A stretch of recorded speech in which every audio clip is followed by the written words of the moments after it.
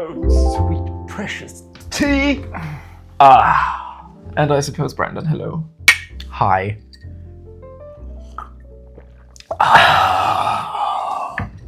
What tea are you having? I am having the gunpowder green tea because I have a caffeine addiction. Fair enough. What are you having? I'm having Taiwanese Earl Grey, which I'm on the second debuff, and in order to save my stomach, I've put a little bit of oat milk into, which is heresy, and I'm not forgiving myself, but, you know. Shame. We are mortals, frail and weary, and so sometimes oat milk must... Must what? I don't know, I couldn't find a rhyme. Oh. Anyways, hello. Welcome back. If you watched the last videos, welcome. If this is the first one that you've seen. I hope we don't use up too much of your attention span. Or... Yeah, what are you doing? Oh, that's the receipt for my chair. Yeah, I got a new chair. Fancy new chair. Main improvement since the last episode. Yeah. Also, the fact we're recording on a camera now. Yeah, we got a camera. Which costs less than the phone that we were recording on before, but is somehow better. It's just the way it is, honestly. I mean, yeah, lens sizes, you know. Ooh, fancy. Right, let's get straight into it, shall we? For today's topics. Yeah. Hello, welcome back. Guess who spent a bunch of time setting up the new camera, only for it to overheat after 10 minutes? Well, it's actually not a camera, it's a Canon M200 that I use for, like, conference calls. Yeah, but it's still new for this, so... Yeah. Oh well, we're back to last episode's setup. Hey! Hopefully it doesn't look too much different.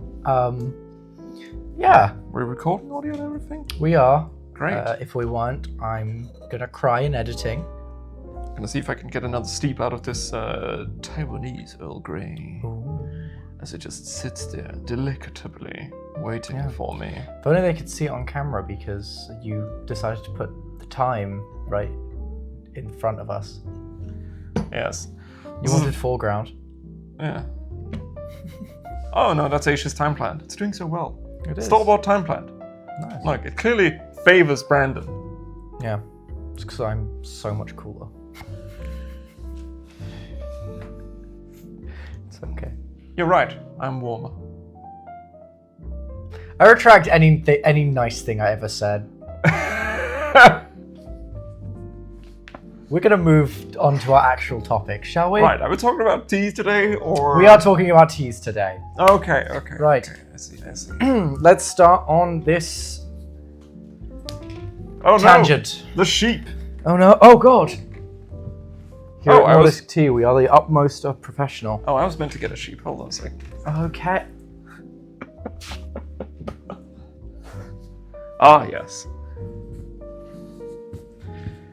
I'm gonna get comments from people that have worked with me. Are gonna be like, Dennis, where's the woolen throne?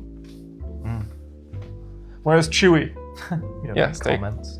My long-haired Icelandic sheep pelts are colloquially referred to as Chewy, as in Chewbacca. Yes. Should we talk about tea now? We can talk about tea. the whole point of this video. I understand from Krendorian school of thinking that even non-content is content, and so therefore all content is content if no content is content. So let's go on with some content. As you say. You're the boss. Yeah. Well, technically you're the boss. Thank you for that reminder. Right. We'll start off with a very nice overarching one. Western versus Eastern tea brewing styles. What's the difference? Well, to demonstrate, Western style usually involves a mug. And then typically you put the tea in some sort of container, usually a tea bag or a basket or a filter or something else, and then you put that in the mug, and you pour hot water over it, and then you remove it after a while, and then you have tea. Well done. And Eastern? Eastern usually involves... Conveniently, we had some tea session yesterday, so Eastern is a little bit more involved. Usually we have... I prefer using a Gaiwan, thank you, where we have like a little porcelain container like this. You put hot water into it. You're using, the keen amongst you will know, this, a proportionally larger amount of tea. So we have a lot of tea, a little bit of water, and a little bit of thyme.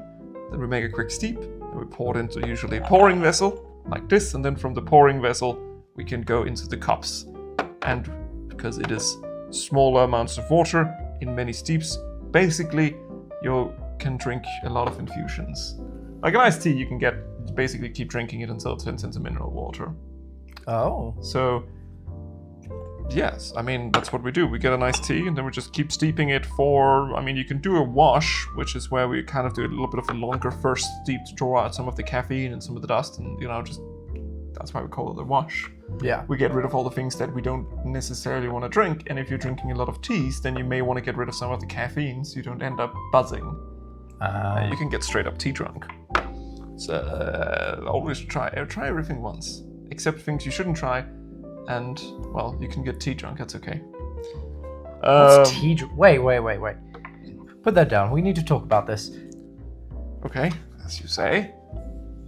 Is tea drunk like the same as normal drunk? You like lose inhibitions and things like that? Or is it more of like a crashing from caffeine? No, you become sort of quite high energy and giddy and social and... Huh. So how often do you get tea drunk? I've gotten tea drunk a few times, like usually when I'm out traveling, and I'm drinking a lot of tea, I can get tea drunk. I got tea drunk in Amsterdam. Was nice.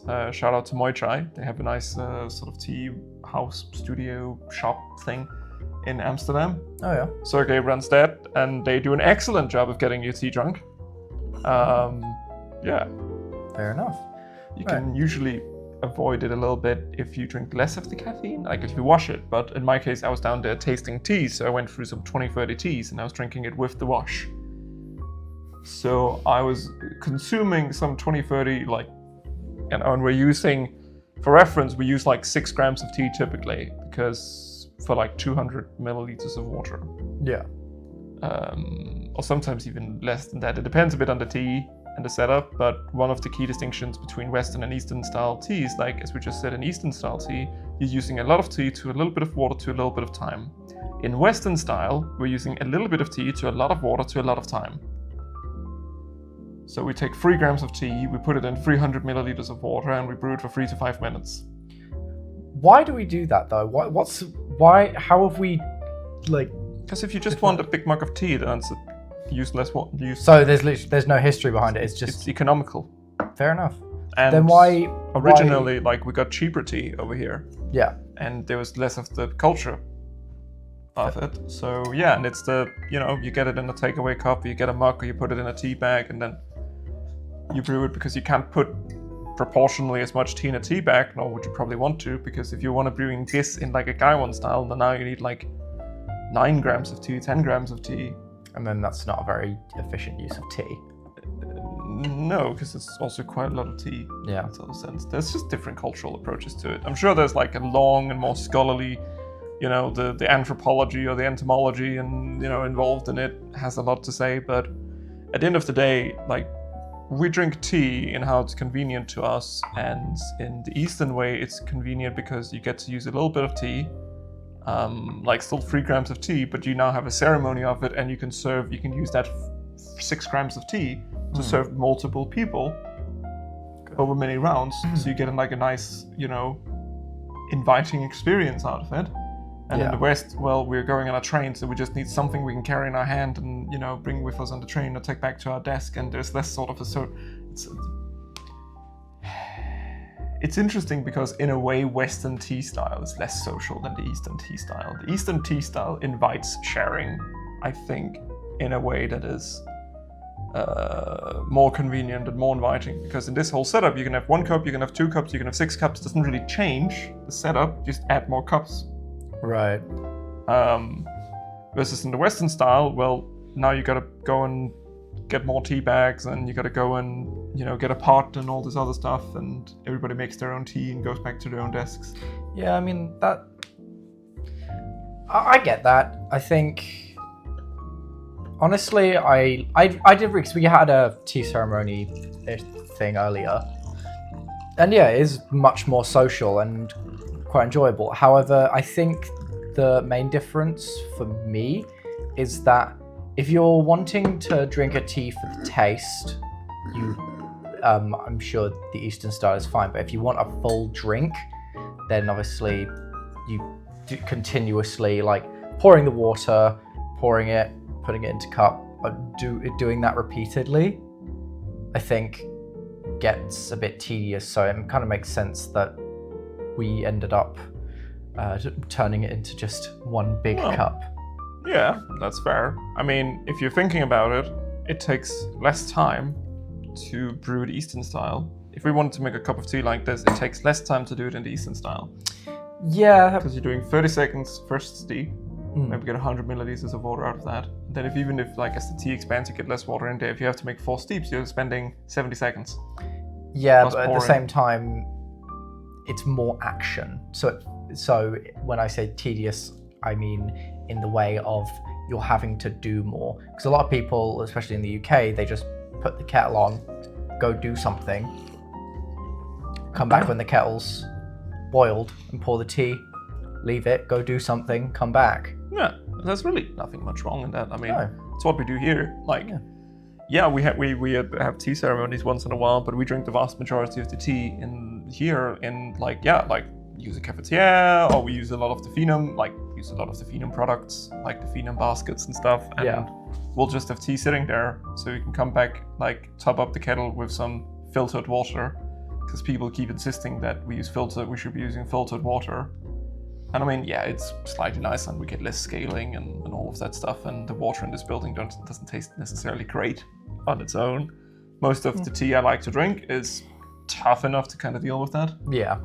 But I guess when you're dealing with more delicate teas, it is definitely better to use, considering how much you think Japanese teas are fussy. And then the nice thing is, we leave the basket, so even though we use that 3 grams of tea for the mug, we leave the basket so we can get 1 or 2 more steeps out of it. And we have like little cups and things that we can put the basket in to drip off, so the tea doesn't keep, draining. Yeah. Basically, the number 1 tip for getting the most out of your tea is think about it like this. Your tea has a finite amount of time for which it can be infused. Call it 3 minutes, right? Think about your tea as in something that you can draw oils and taste out of for 3 minutes, right? So you can either brew like 1 big cup, right? Use that 3 minutes in one go, use a little bit of tea, right? Or you can do it in many short steps. The main key thing is, once you're done with the amount of time you want to infuse your tea, once you're done with your steep, remove the water from the tea so you get whatever time you have left back. And it's not actually 3 minutes, because most of the teas we have we can infuse for multiple times. Yeah. So we brew it for maybe 3 minutes for the first steep, and then 4 minutes for the next steep, so 5 minutes for the next steep, and so forth. We can draw a lot of good tea. You can draw a lot out of over time. And with Gaiwan ceremony, this Taiwanese Earl Grey, I was brewing on markets, and I was doing 8, 9, 10, 11, 12 steeps. I think the record I got out of it was 13 steeps. Outro! Right. Thank you again for joining us. We're very tired, and it's very rainy. Yeah. Much worse than last time. And hopefully next time we'll come back and we'll talk to you and share with you hopefully some updates on what we've been doing, because we're currently working through a few different interesting things. Yeah. So, no promises.